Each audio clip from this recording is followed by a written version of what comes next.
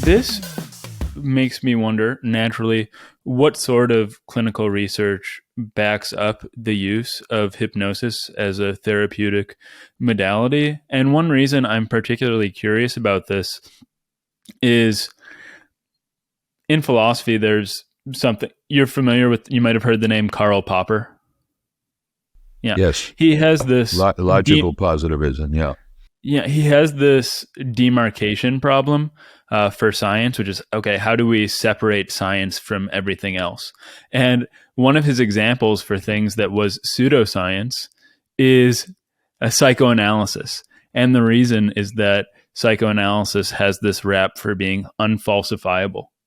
So I'm particularly curious about the sorts of experiments that are run on hypnosis, the research behind it that makes it scientific. There's been a large body of research on hypnosis. I've talked about the brain imaging studies we did, but we've done a whole bunch of clinical trials too, as have many other people.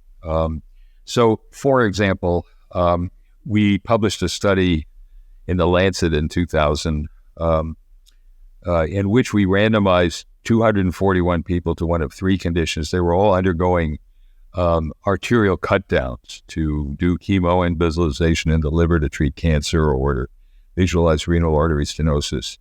And it's long, it's painful, it's anxiety provoking, and we don't use general anesthesia for it.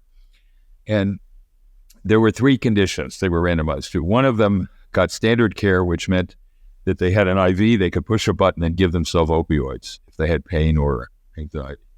2, they had that plus a friendly nurse providing emotional support. And 3, they had that plus a trained person teaching them to use self-hypnosis.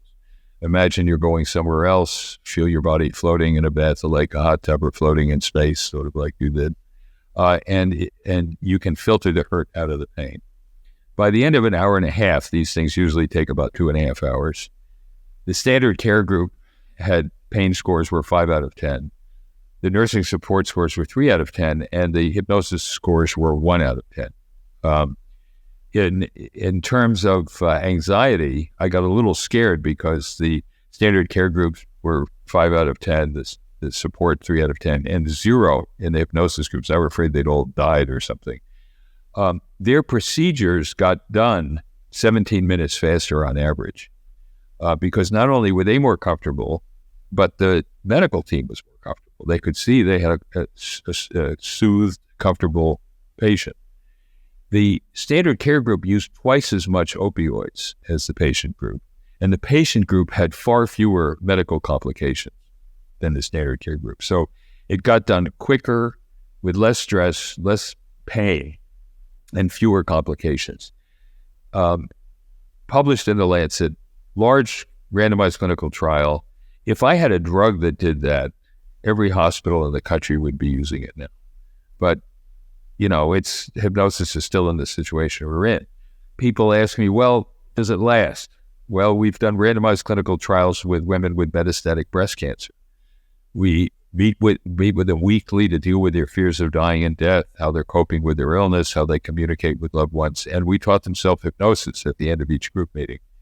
By the end of a year, the hypnosis group had half the pain the control group did on the same and very low amounts of pain medication.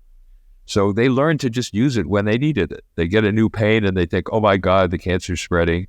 And then they do their self-hypnosis and just soothe themselves. So there have been studies by a group in Montreal that show that for pain, if you inflict pain on people by using a series of shocks to the wrist, and you hypnotize them and say, your hand is in circulating ice water, it's cool, tingling, and numb, filter the hurt out of the pain. They got significant pain reduction by reducing activity in somatosensory cortex, which makes sense. They did the same thing, but they said something different. They said, the pain's there, but it won't bother you, it's not important. And there they got the same amount of analgesia, but now it was reducing activity in the anterior cingulate, in the salient network. So you can get the same clinical effect using a different part of the brain if you use different language. So studies like this show that it works and how it works.